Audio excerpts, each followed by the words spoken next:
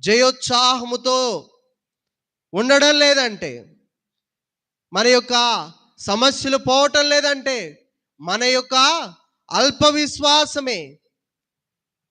అలా అల్ప విశ్వాసము వలనే మన హృదయాన్ని లోకమనే బురదలో పడేసుకుంటున్నాం. లోకమనే బురదలో పడవేసుకున్నప్పుడు ఎలా మరలా మనం కడుక్కోవాలి? దేవుని యొక్క వాక్యము చేతనే.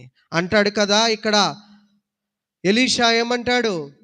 అయ్యా ఫలానా చోట పడిపోయిందని ఆ స్థలమును చూపింపగా అతడు కొమ్మ ఒకటి నరికి నీళ్ళలో వేయగా గొడ్డలి తేలెను. దేవునికి స్తోత్రం, హల్లెలూయా.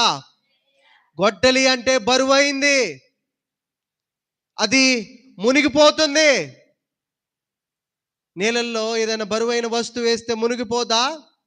మునిగిపోతుంది. అలానే మన హృదయము కూడా శ్రమలలో ఉన్నప్పుడు, ఇబ్బందుల్లో ఉన్నప్పుడు, సమస్యల్లో ఉన్నప్పుడు లోకపు కోరికలు కోరుతూ ఉంటది, లోకపు వ్యసనాలు కోరుతూ ఉంటది.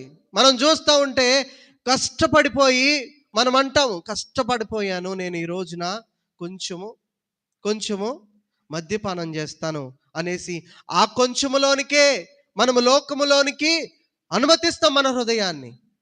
ఎంత బరువుగా ఉన్నా, ఎంత హృదయం వేదనతో ఉన్నా, ఎంత ఇబ్బందితో ఉన్నా హృదయాన్ని వాక్యమనే కొమ్మతో మన యొక్క హృదయాన్ని క్లీన్ చేసుకోవాలి మనము రోజు. దైవజనుడు ఏం చేశాడండి? బురదలో పడిపోయిందంట, నీటిలో పడిపోయిందంట ఆ గొడ్డలి.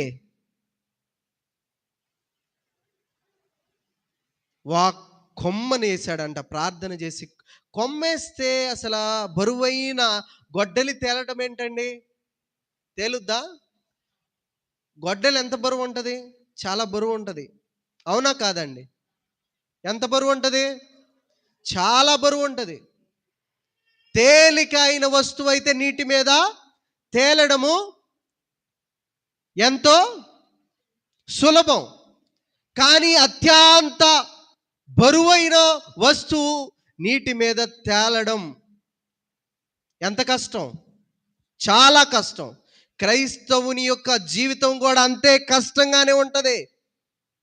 అలా ఆ యొక్క నీటి మీద గొడ్డలి ఏరి ఈ రీతిగా తేలిందో మన యొక్క హృదయము కూడా లోకమనే నీటి మీద తేలాలి, కానీ మునగకూడదు.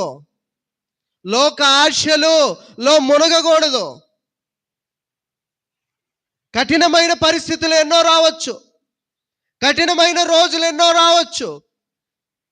కన్నీటితో పర్యాంతమై ఏంటి మా పరిస్థితి, ఏంటి మా బిడ్డల పరిస్థితి, ఇంత ఆర్థిక పరిస్థితులలో అప్పులలో మేము ఇబ్బంది పడుతున్నాం, ఆ పరిస్థితి ఏంటి అనేసి భారంగా ఉండొచ్చు హృదయము. కానీ నీటి మీద తేలాడాలి హృదయము, మునగకూడదు. దానికి దేవుని యొక్క వాక్యమే హెల్ప్ చేస్తూ ఉంటది అలా తేలాడడానికి. ప్రియ దైవ జనాంగమా, ఎలీషా గారు చేసిన అద్భుతమైన కార్యము ద్వారా ఆత్మీయ పాఠము ప్రభు ఈరోజు మనకి తెలియపరుస్తూ ఉన్నాడు. కఠినమైన రోజులు ఉంటాయి, కఠినమైన ఇబ్బందులు ఉంటాయి, జీవితాలలో ఎన్నో నిద్రలేని రాత్రులుంటాయి, పస్తులతో కూడుకున్న రోజులుంటాయి, అవమానాలతో జీవించే రోజులుంటాయి. కానీ మన హృదయము లోకములో మునిగిపోకూడదు. ఎప్పుడు దేవుని యొక్క వాక్యమనే కొమ్మతో మనము పవిత్రపరుచుకోవాలి మన హృదయాన్ని, లోకములో పడకుండా. ఈ లోకమనే సముద్రంలో లోక ఆశలతో మనం పడిపోకుండా మనల్ని మనము రోజు వాక్యమనే కొమ్మతో, వాక్యాన్ని ఒక కొమ్మగా ప్రభు ఈరోజు ఆత్మీయ సాదృశ్యంగా మాట్లాడుతూ ఉన్నారండి. చూడండి ఏం చేశాడు? అతడు కొమ్మ ఒకటి నరికి నీళ్ళల్లో వేశాడంట. వాక్యము